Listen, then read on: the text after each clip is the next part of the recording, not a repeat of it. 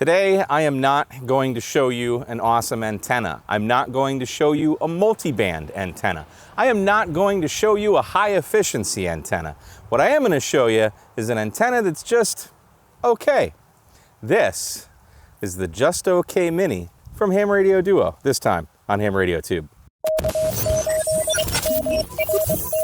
So this is a prototype antenna by Becky and Mike over at the Ham Radio Duo YouTube channel.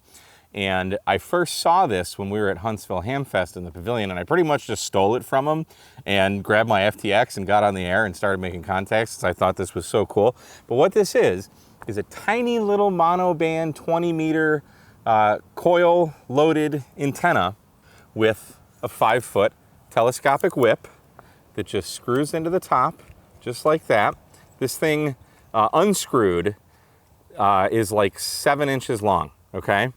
It weighs almost nothing, and then it comes with a counterpoise wire, a ground radial, that has a banana plug on it that you're going to plug in right there, and then you have your BNC for your coax. What I ended up having to do, this counterpoise was a little bit short, so I made a counterpoise that is 15 feet 11 1/8 inches long, and it's spot on. It's actually a little long, and I prefer it that way, so I'm gonna show you. Oh, the other thing, on the bottom is a 1/4-20. So you take a little tripod, and that just screws right in the bottom, okay?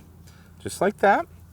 And then we take our whip, screw that in there, and now let's go place this on the ground. We'll plug in our counterpoise and coax, and I'll show you the SWR on this. Obviously, we need to extend the whip. We'll go ahead and plug in our coax. And this is kind of the type of antenna you might need to experiment. So something I might suggest to Mike and Becky, because I had to do a longer counterpoise. It ships with 13 feet of wire. I'm using 15 feet 11 inches. So maybe ship it with like 17 feet of wire so folks can experiment with it. But I find just extending the wire all the way out, making it as straight as possible, kind of like on a 90-degree angle, if that makes sense. I'll show you here.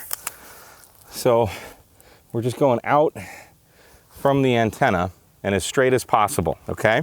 And I'm using 30 feet of Messi and Poloni Airborne 5 coax for this. Check this out. So there's the SWR 1.0 to 1 at 14.125. The whip is fully extended. The radial is as straight as possible. It doesn't get much better than that. And my radio is totally happy with that. So why am I leaving the counterpoise long when I'm mostly a sideband guy? Well, let me show you. With the counterpoise that long and straight out, that's what we get. But if I just grab this and just kind of make like an arch like that, okay? That kind of shortens the antenna and brings it up closer to the sideband portion. And we can mess with it more and kind of fine tune it, but you get the idea, right? Easy peasy. And here I just messed with it again, raised the frequency even more.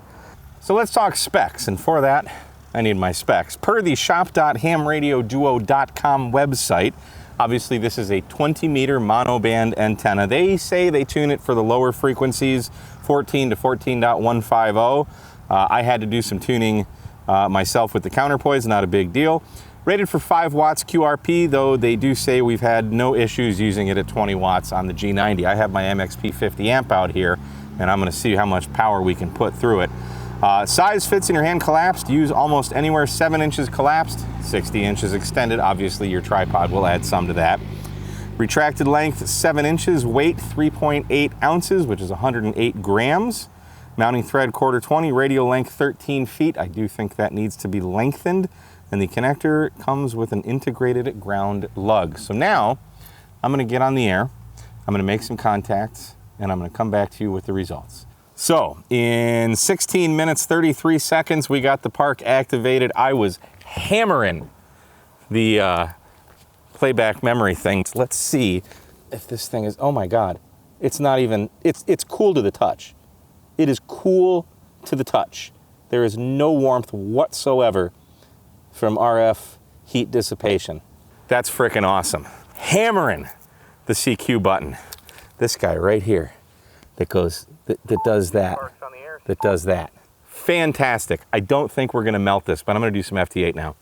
All right, so I'm gonna run FT8 here for probably like 15 minutes. We'll see what happens. It's 3:48 right now, and I'm gonna hit enable transmit.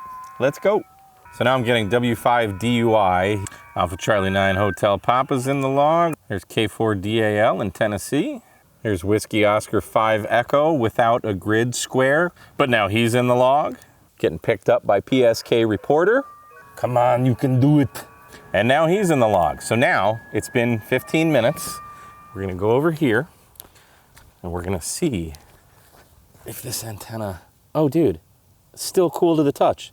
Zero heat, zero heat. No melting, no nothing. It's just working. You could do this all day. You could absolutely do this all day, no problem. Now we gotta try CW, right? This is Kilo Uniform 8 Tango at 6817 in Michigan.